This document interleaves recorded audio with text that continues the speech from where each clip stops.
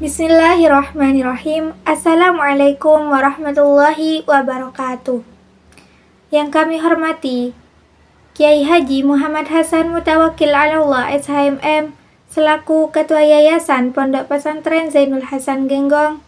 Yang kami hormati Rektor Universitas Islam Zainul Hasan Genggong, Bapak Asosiat Profesor Dr. Abdul Aziz BAMAG. Yang kami hormati dosen pembimbing 1 Bapak Dr. Ahmad Fauzi MPD. Yang kami hormati dosen pembimbing 2 Bapak Saiful Islam MKomI.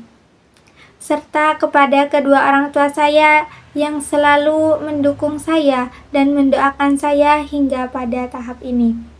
Perkenalkan, saya Sri Dwi Cahyaningsi dari Program Studi Pendidikan Agama Islam Fakultas Tarbiyah. Pada kesempatan ini, saya akan mempresentasikan hasil revisi proposal saya yang telah dikoreksi sebelumnya. Adapun judul proposal saya adalah Paradigma Belajar dalam Al-Quran, Surat Al-Alaq ayat 1-5, Studi Komparatif Tafsir Al-Misbah dan Ibnu Katsir. Selanjutnya pada bab 1, kita masuk pada latar belakang.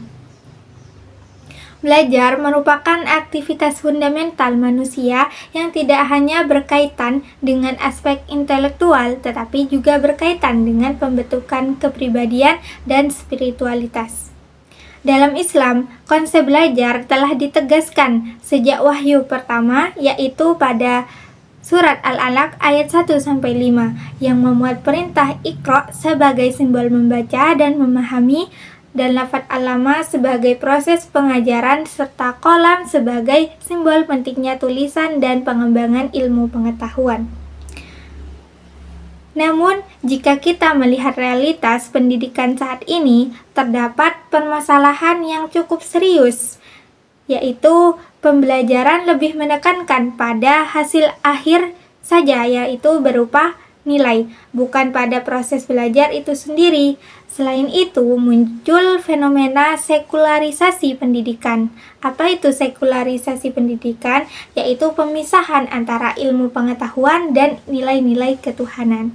Akibatnya, belajar hanya dipahami sebagai aktivitas kognitif saja, bukan sebagai bentuk ibadah dan bukan sebagai proses pembentukan manusia yang seutuhnya.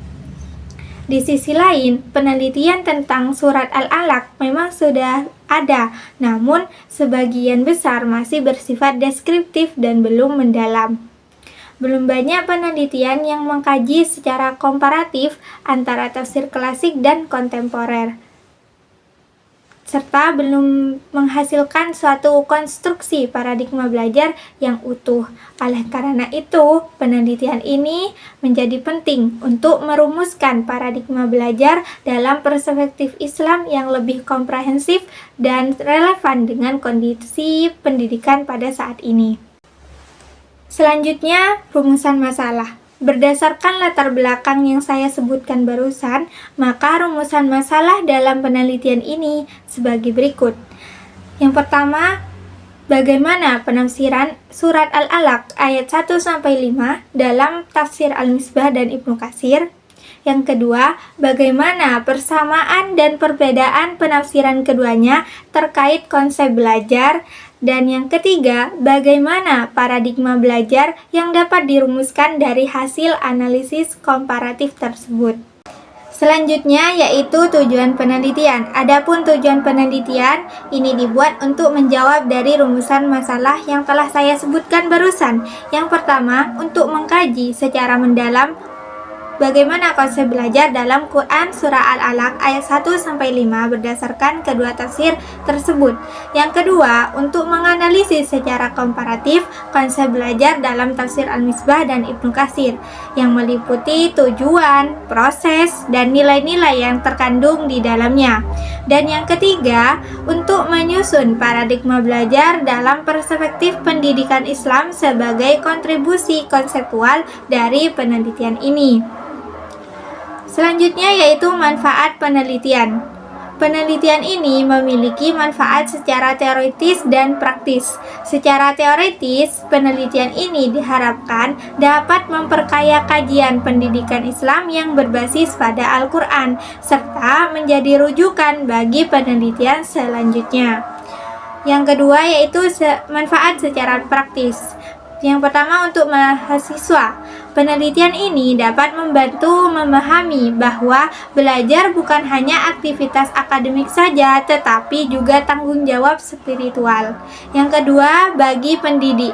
Penelitian ini dapat menjadi dasar dalam merancang pembelajaran yang tidak hanya berorientasi pada hasil saja, tetapi juga proses dan nilai. Selanjutnya yang terakhir bagi pengembangan pendidikan.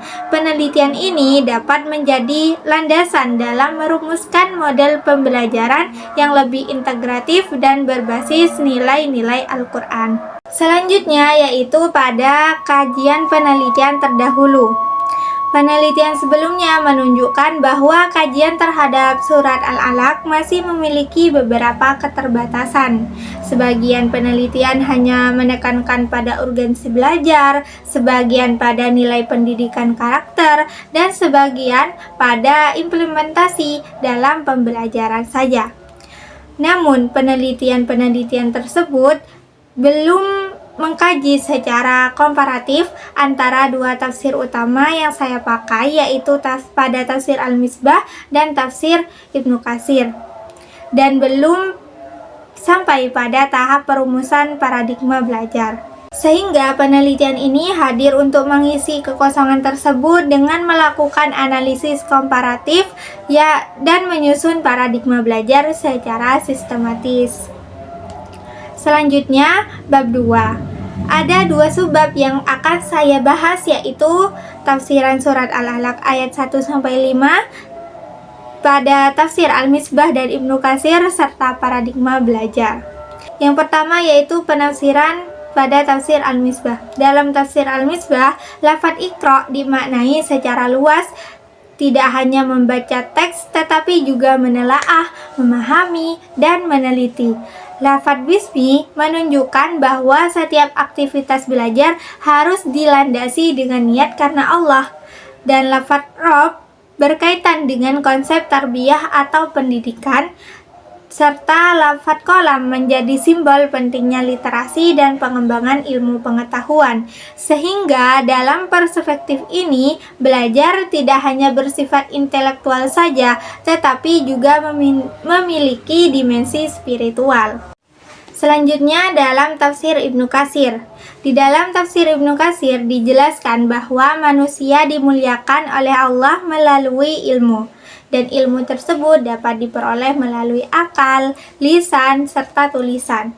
Selain itu, ditekankan bahwa ilmu itu harus diamalkan, sehingga belajar tidak hanya berhenti pada mengetahui saja, tetapi juga pada pengamalan dalam kehidupan sehari-hari. Selanjutnya yaitu paradigma belajar. Dari kedua tafsir yang telah saya jelaskan barusan, dapat dirumuskan paradigma belajar dalam Islam, bahwa sumber ilmu itu berasal dari Allah. Metode belajar dilakukan melalui membaca, menulis, dan meneliti. Dan tujuan belajar adalah transformasi dari yang tidak tahu menjadi tahu, serta membentuk manusia yang berilmu dan berakhlak. Paradigma ini mencakup aspek intelektual, spiritual, serta sosial. Selanjutnya yaitu kerangka konseptual. Kerangka konseptual pada penelitian ini dimulai dari surat Al-Alaq ayat 1-5, kemudian dianalisis melalui tafsir Al-Misbah dan Ibnu Katsir. Selanjutnya dilakukan analisis komparatif dari kedua tafsir tersebut, dan hasilnya disintesiskan untuk menghasilkan paradigma belajar. Kita lanjut pada bab 3. Yang pertama itu ada pendekatan dan jenis penelitian. Penelitian ini menggunakan pendekatan kualitatif deskriptif dengan jenis penelitian kepustakaan atau library research yang bertujuan untuk menggali dan memahami makna konsep belajar berdasarkan sumber-sumber tertulis. Selanjutnya yaitu teknik pengumpulan data. Teknik pengumpulan data ini didapatkan dengan dokumentasi, yaitu mengumpulkan data dari sumber tertulis melalui membaca, mencatat, mengklasifikasikannya bagian-bagian yang relevan dengan penelitian saya. Selanjutnya yaitu teknik analisis data.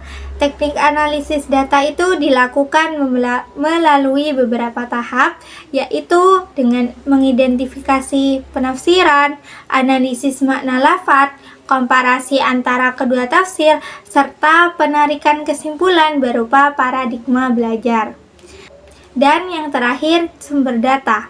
Sumber data penelitian ini ada dua, yaitu data primer dan data sekunder. Data primer itu dari tafsir Al-Misbah dan tafsir Ibnu Katsir, sedangkan data sekundernya didapatkan dari jurnal ilmiah, skripsi, tesis, serta artikel yang relevan dengan penelitian saya. Dan yang terakhir, kesimpulan. Surat Al-Alaq ayat 1-5 tidak hanya memuat perintah belajar, tetapi juga membangun paradigma belajar yang utuh. Tafsir Al-Misbah menekankan bahwa belajar adalah proses yang mendalam dan dilandasi oleh nilai spiritual. Sedangkan tafsir Ibnu Katsir menekankan bahwa ilmu berasal dari Allah dan harus diamalkan. Sehingga melalui penelitian ini dapat dirumuskan paradigma belajar Islam yang komprehensif, integratif, dan relevan dengan kondisi pendidikan saat ini. Demikianlah presentasi yang dapat saya sampaikan, kurang lebihnya saya mohon maaf. Terima kasih atas perhatian Bapak dosen penguji. Wassalamualaikum warahmatullahi wabarakatuh.